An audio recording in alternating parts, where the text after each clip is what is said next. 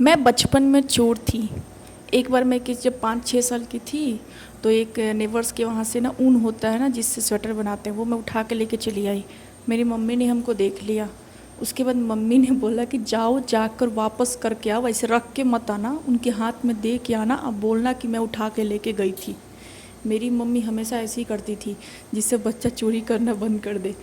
मैं लेके जा रही हूँ, मैं सोच रही हूँ मैं कैसे दूंगी। मुझे ऐसा लग रहा था कि वो मुझे बोलेंगे, डांटेंगे, क्या सोचेंगे। बस वो मैं इतनी छोटी सी थी, मुझे नहीं पता था चोरी का मतलब क्या होता है।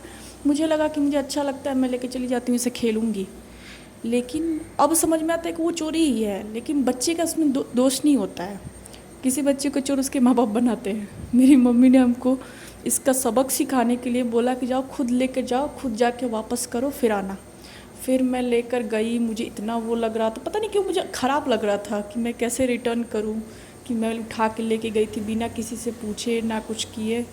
फिर मैं जाके लेके गई और उनको आंटी लगती थी, मैंने उनको बोला कि आपका ऊन मैं उठा के लेके गई थी। तो बहुत हंस रहे थे, वो हंसने लगे थे, बोले कि मम्मी ने तुमको वापस करवा दिया।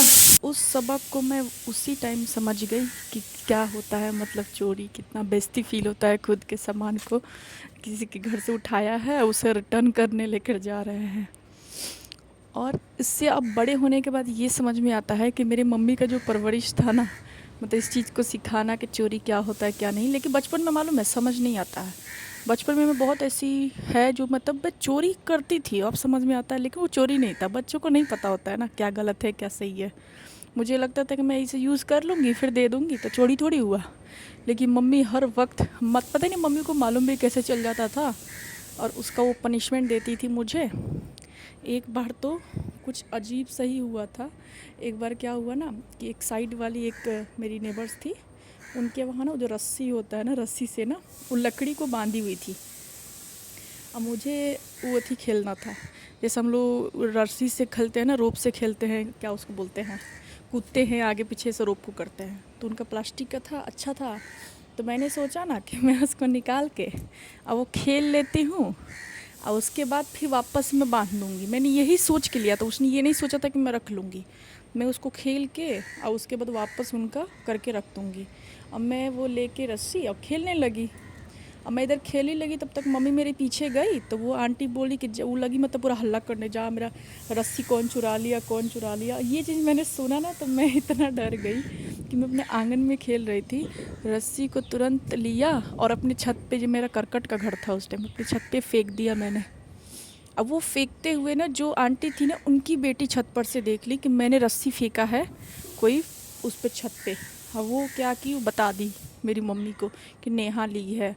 उसके बाद तो मेरी मम्मी ने जो मारा मुझे, जो मारा, ये डंडा से मेरी इतनी धुलाई की, जबकि मैं मम्मी से बोल रही हूँ मेरी गलती नहीं है, मैं रखने वाली थी। लेकिन मम्मी ने मेरे को बहुत मारा। और उसके बाद मैं मम्मी को भी रो रो के बोल रही हूँ, फिर वो आंटी लगी बोली कि छोड़ दो छोड़ दो छोड़ दो ऐसे करके। तो मैं मम्मी को बोल रही थी कि मैंने चोरी नहीं किया, मैं बस सोची थी कि मैं यूज़ करके फिर वापस से लौना बांध दूँगी। वो आंटी हल्ला करने लगी ना, इसलिए मैं डर गई, इसलिए मैंने उसको छत पे फेंक दिया। फिर मेरी मम्मी ने बाद में हमको समझाया कि बिना किसी से परमिशन के, बिना किसी के पूछे उसका सामान नहीं छूते हैं। कि अगर वो तुमको चाहिए था तो एक बार उनको बोल देती कि दादी ये मैं यूज़ कर लूँ फिर मैं रख दूँगी। ये अच्छा मैनर्स होता है, ये अच्छा मैनर नहीं होता है कि बिना पूछे किसी से उसका सामान ले लेना। तो इससे मुझे बहुत सारे सबक मिलते हैं। मैं सोचती हूँ शायद ये भी मैं परवरिश अपने बच्चों में ट्रांसफ़र करूँगी।